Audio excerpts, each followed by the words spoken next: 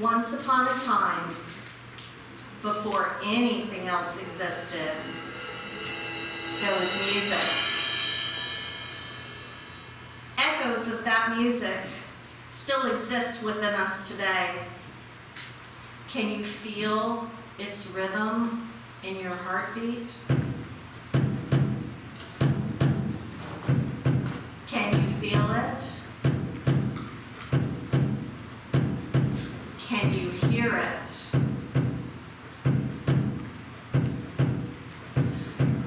Math, music is math come to life, with its scales and its rhythms.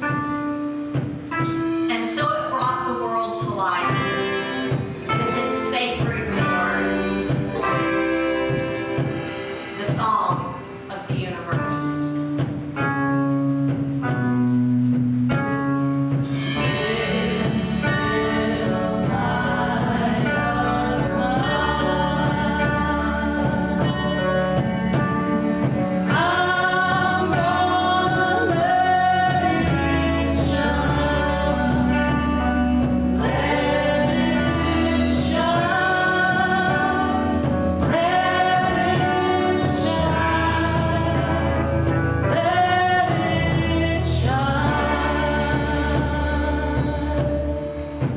Surely, that first song was in D major, all celebratory and triumphant.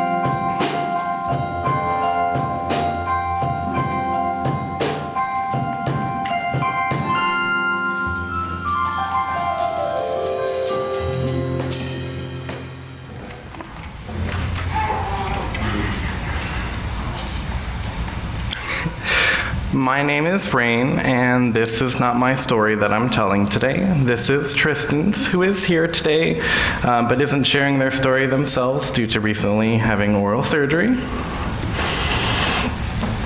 My first time at this church was during Flower Communion in 2022, and I was nervous about coming. I have been looking at the church's website for a year, never getting time to come or to watch the YouTube videos.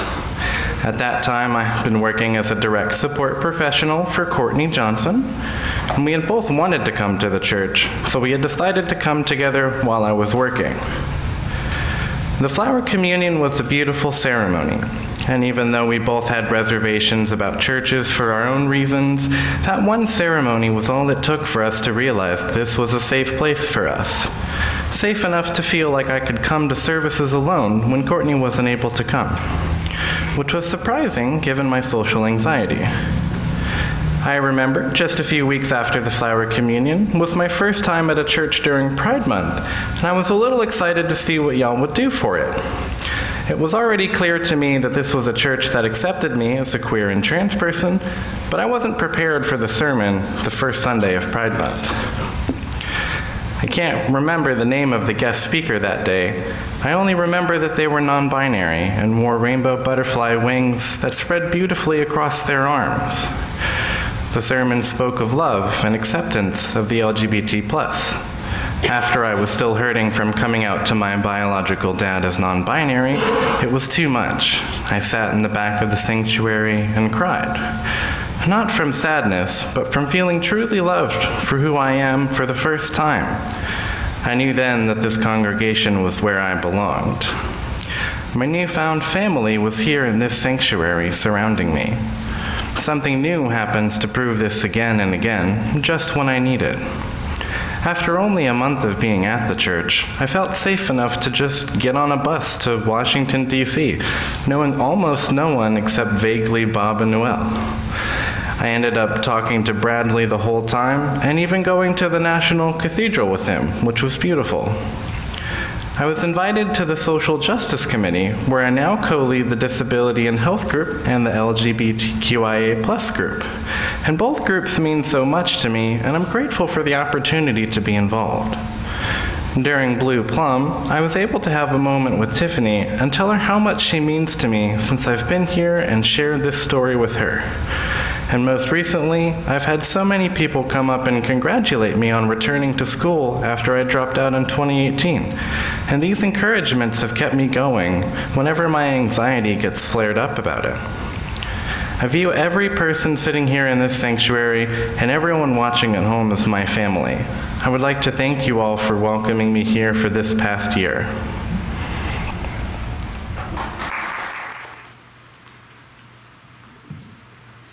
What began as a simple rhythm expanded to more complexities. What started as a single song turned into a chorus of notes.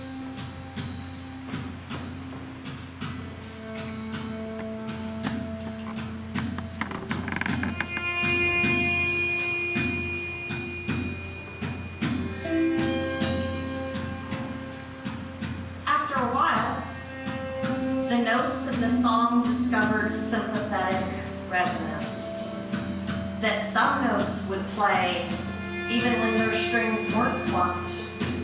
If the notes were compatible enough, they shared their vibrations with each other, and notes not plucked would resonate with the ones that were. One note would inspire the others in this way.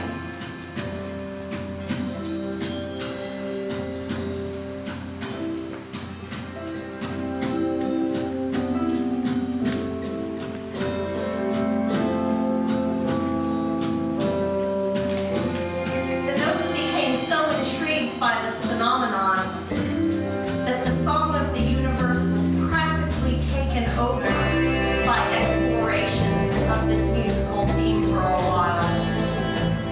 Notes only played with the other notes that they were the most compatible with. This was very satisfying, comfortable for the notes to play together in this way, and it made a beautiful harmony.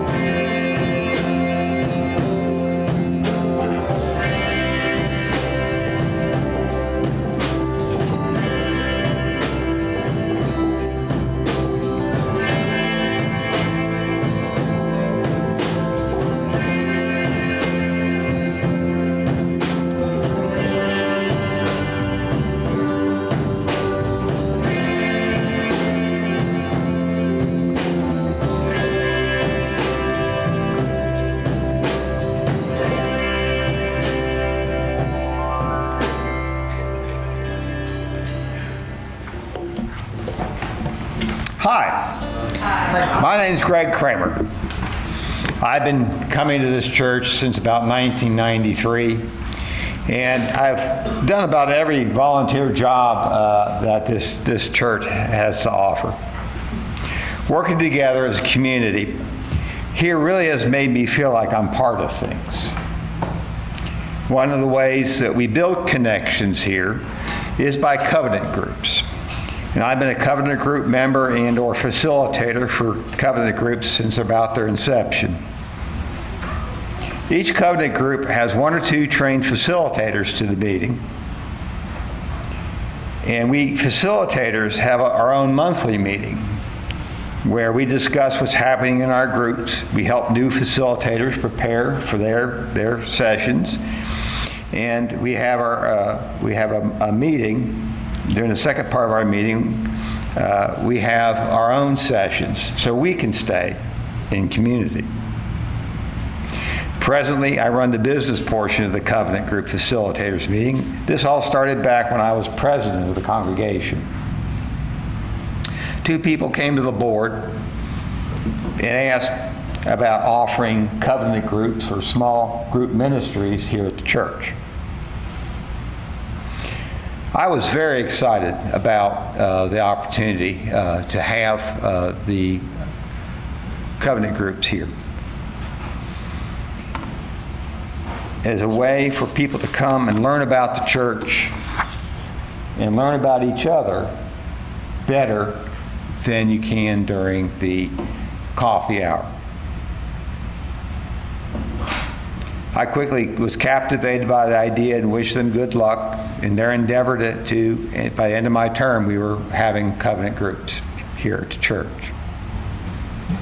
The first groups were continuous groups. That meant that they really went on for a long time, and that helped with a lot of long-term relationships that people had here at the church. Some of our first themes were dreams and music, and we've had many, many other types of covenant groups since then. Most of the groups now offer are short-term. And what that means is that they have a fixed number of sessions, and you need to get and sign up so you can come in very early on so you don't miss any of those sessions. My first group was a Star Trek group. And so it was a lot of fun. So we watch a Star Trek session, and then we have a discussion. Now, you know that Gene Roddenberry, who was the creator of Star Trek, was a UU. And so a lot of the themes, and what was nice about Star Trek, you don't get this in more later sessions, but back then, they had both a plot and a subplot, and it was very interesting comparing the plot and the subplot all among UU themes. That lasted more than a year. I also joined a group that used Deep Space Nine for later discussions. I've also started my own groups. I was one of the groups I led was on the Jefferson Bible. The Jefferson Bible is the Bible that is actually given to every new member of Congress. And it's the no miracles version of the New Testament. I've also led some short groups for new members who since they have an idea of what to expect in a covenant group.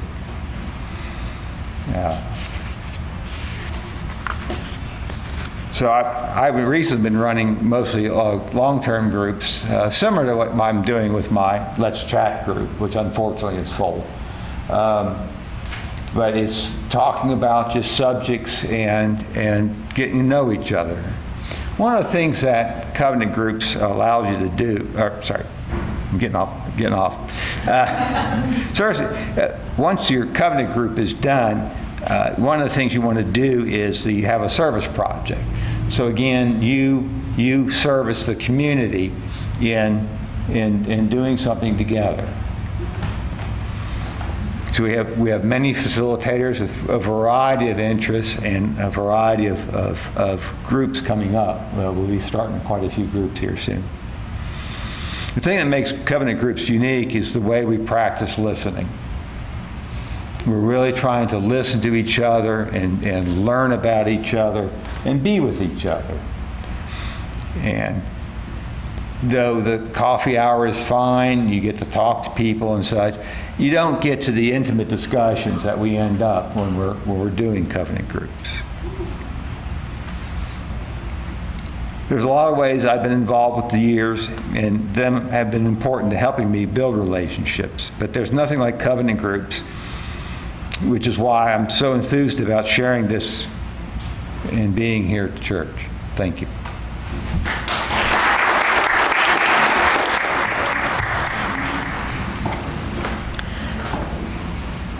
This sympathetic resonance that we see in covenant groups and in the teaching of our children, we also experience when we sing together. Group singing can literally synchronize our heartbeats. To that end, we're going to sing together Meditation on Breathing, hymn number 1009. Take the part you like, switch them as you like, just enjoy the music.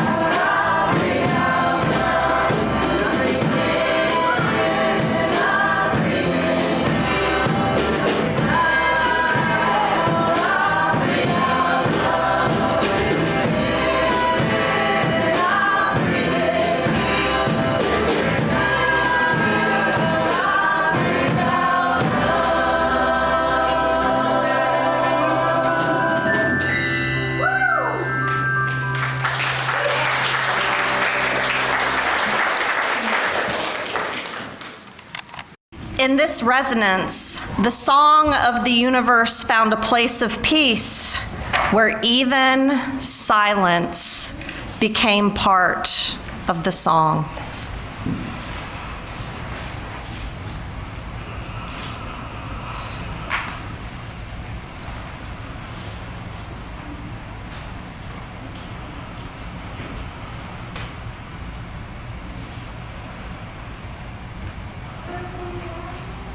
There was a deepening of connection, a deepening of sharing in this piece. The glow of candlelight invites us to participate in this piece. The glow of candlelight reminds us of the people who aren't with us today but are a part of us, especially Frank and Sue Schuler. Frank had an emergency surgery this week related to a heart condition. Surgery went well. Frank is in recovery. He should be in the hospital for the next week, but it is truly the best possible outcome we can hope for when these emergencies happen. Sue and their daughters are with him. This surprise event happened while at the beach, so they aren't within our reach, but I want you to know they are very well taken care of. All reports from family on Frank's progress are very positive, and I will light a candle for them today.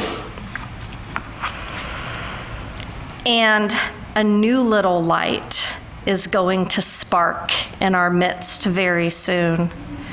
Karen and Andrew share lots of light and love, please, for our second little boy coming via another C-section on August 15th.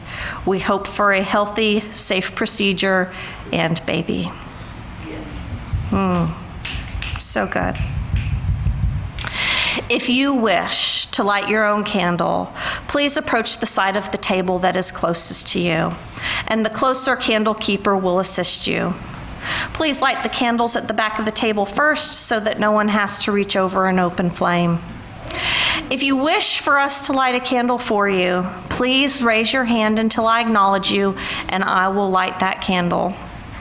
Our community is so much larger than just those of us who are in the building this morning, so we light a large candle to hold space for those who are not physically present with us, but are ever in our hearts.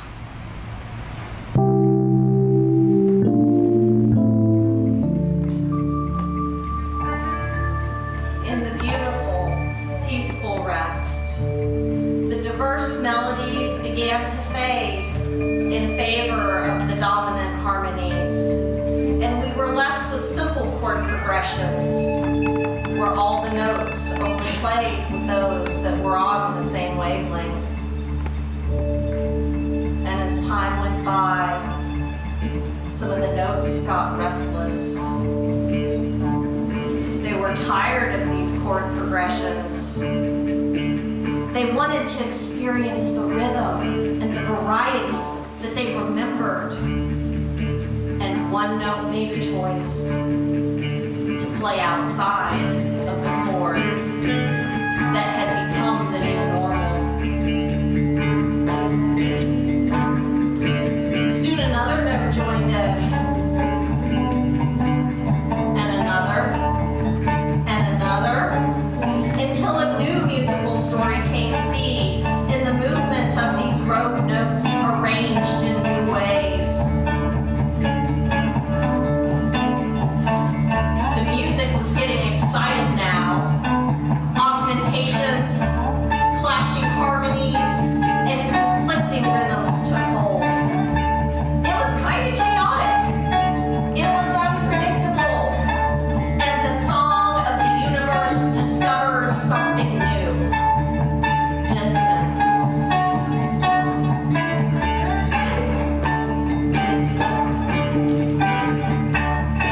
Dissonance was uncomfortable. The rhythms unpredictable. But the song didn't give up on itself, and it slowly found its way to resolution.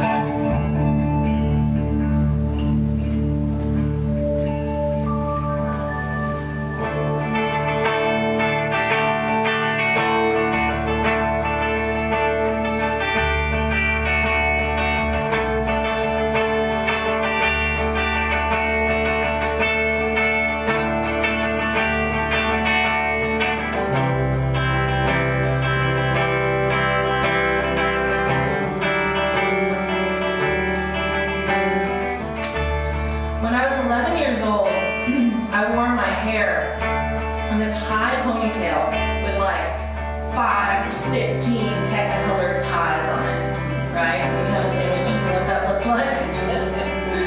I loved tie-dye, Dolly Parton, glitz and glam, rhinestones, could not get enough. 2 different colored shoes was often on my feet. My non-conforming look didn't always get me positive attention. So when I got called to the office unexpectedly, I assumed it was because I was teetering the dress code as usual. But it wasn't about that at all. My dad was waiting for me in the office, and I hadn't seen him in many, many, many years.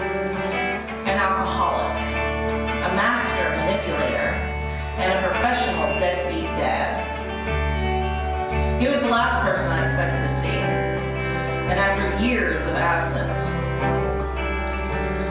Religion was always a big part of his con man toolbox, convincing women, including my mother, that God's will was the reason for her to tolerate his behavior. In his hand, he held this collection of papers stapled together, and I could tell that they were torn out of one of those 3-ring binders because it still had the ruffles along the edge.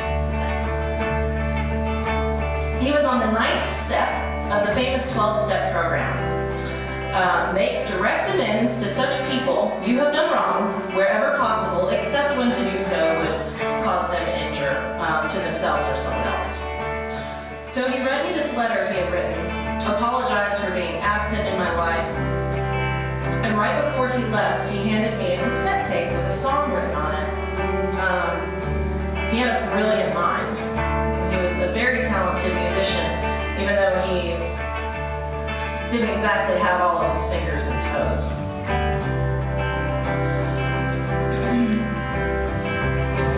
So I left confused. Nothing had changed about his behavior. He drank himself to death later in life. He provided no positive influence or example of any kind for any of his kids. And I began to wonder in young adulthood, how did God feel about his earthly father, my earthly father, and his actions?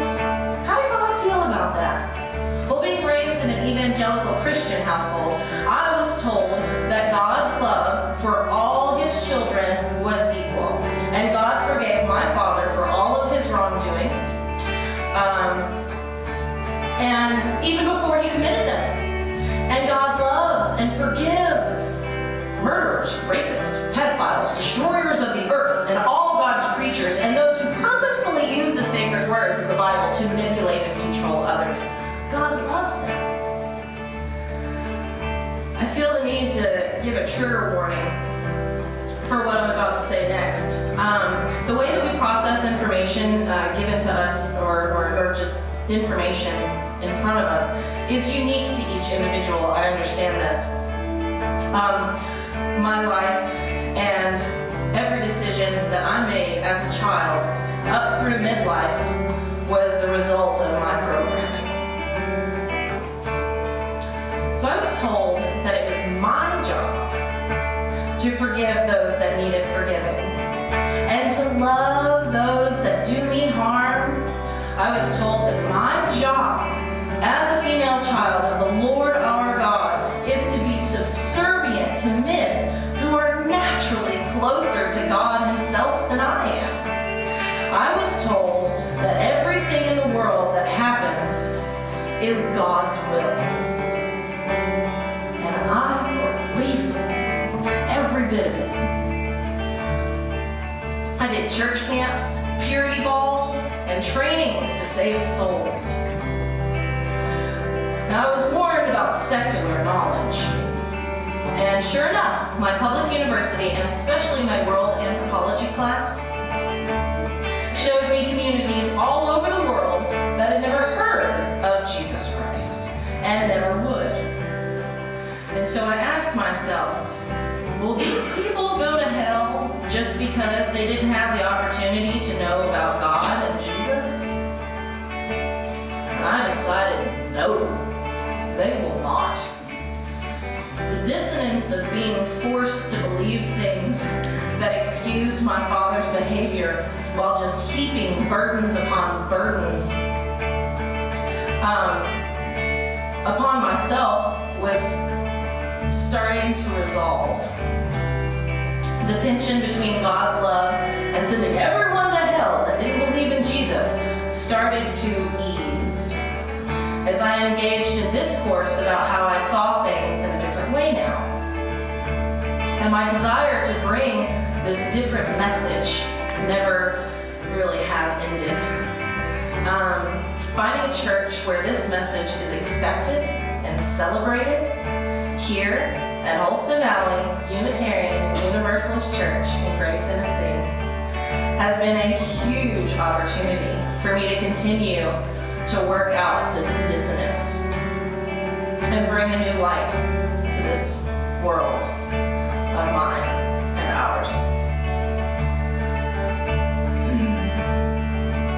So it is good to be home, and it is good to have found religious justice in the form of an open and welcoming community.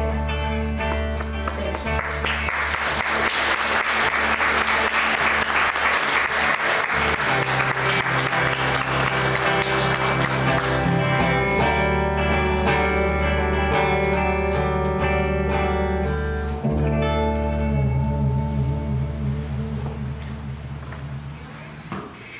From that point of resolution forward, the song of the universe was certainly less predictable and sometimes dissonant.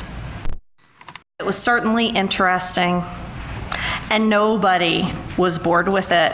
It was beautiful in its own way as melody and harmony flowed around each other and interwove together. And underneath it all, that heartbeat held it all, bringing the most diverse musical movements together.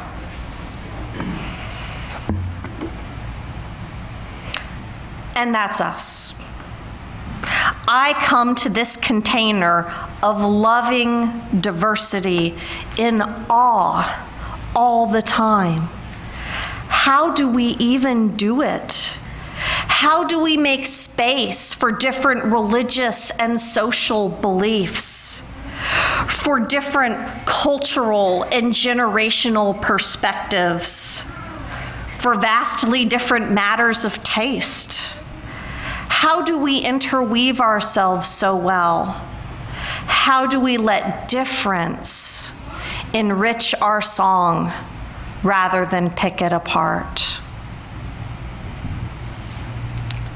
Many years ago, before I met any of you here, I was doing a summer intensive chaplaincy at the Mountain Home VA here in town. It was an internship. I was still living in Florida at the time, but hauled my entire family up here for the summer so that I could do this hospital internship, one of the very first hoops I needed to jump through on my path to being a Unitarian Universalist minister. I hadn't lived in East Tennessee since my college days in the late 90s, but I remembered enough about the area to be nervous about how someone with my beliefs and attitudes would be received in a veterans hospital in the area. Sometimes my fears were realized, and sometimes they weren't. Every day was different, though I will never forget that snarky woman who declared, "They'll just let anyone be a chaplain here, won't they?" But this isn't her story, not even a little bit. I learned very quickly to just breeze on by questions about my identity. I'd say, "I'm Unitarian Universalist. You've probably never heard of it," and then just redirect the conversation back to what had brought them to the hospital, which was actually the whole point of my visit anyway.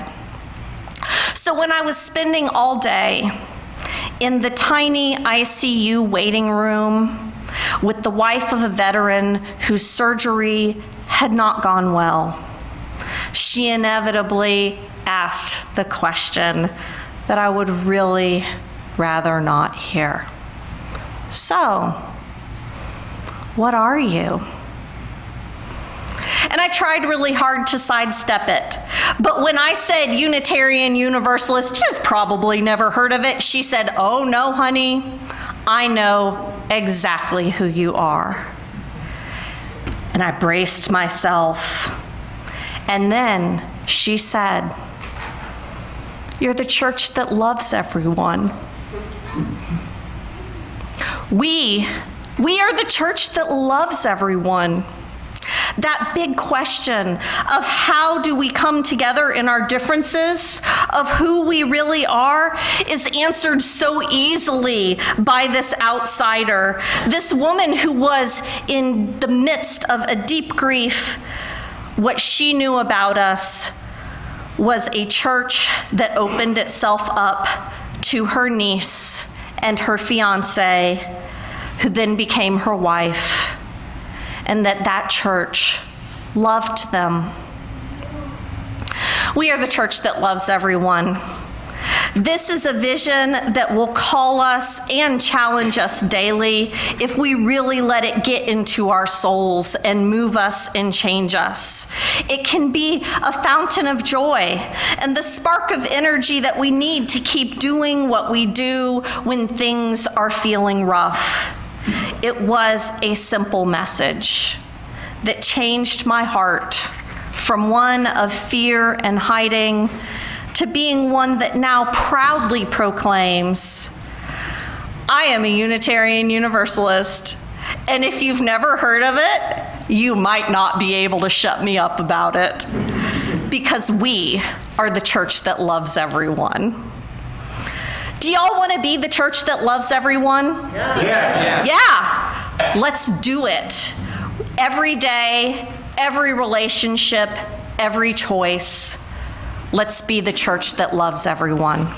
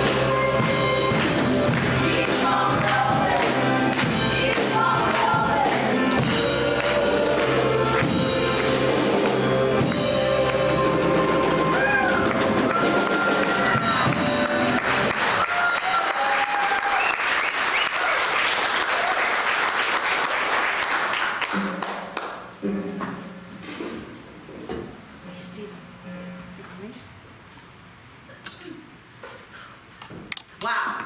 Oh, what an amazing way to end this service. Big thank you To Wendy and Ann, Alesha, Rachel, James, Liz, and of course, Karis. Your musical talents are such a gift to this community.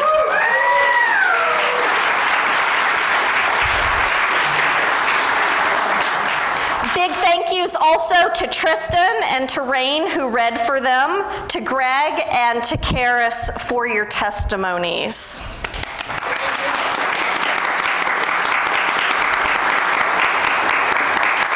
And big thank yous to Justin and all the RE teachers for moving us into an awesome school year.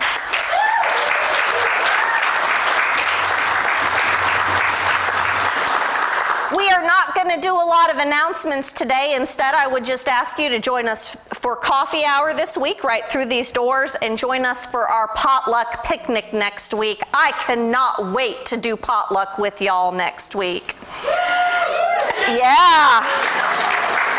And check our website at hvuuc.org to catch up on any announcements that you have missed here. I believe we already did the offering, which is fantastic. You know, that offering supports the music, the stories, the love, the vision of this church. Thank you so much for your generosity. And we're going to play the end of that song one last time because it rocks and because we have time. I feel so lucky to be part of this church with you all. It is worth celebrating. So let's play in celebration one more time. If you feel like standing up for it, please join us. Band, let's play.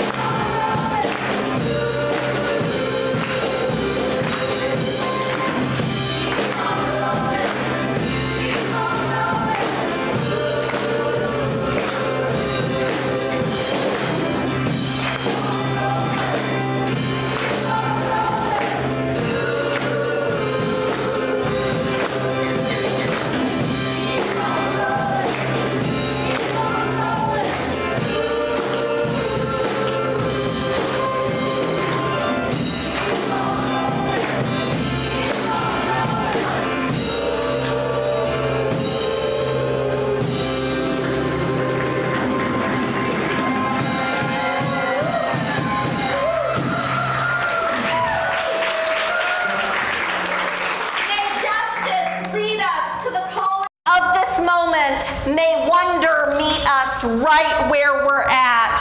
May we discover our collaborators and our companions, and may love guide us on our journey of transformation. Peace out, rock and roll, and go with joy. Yay!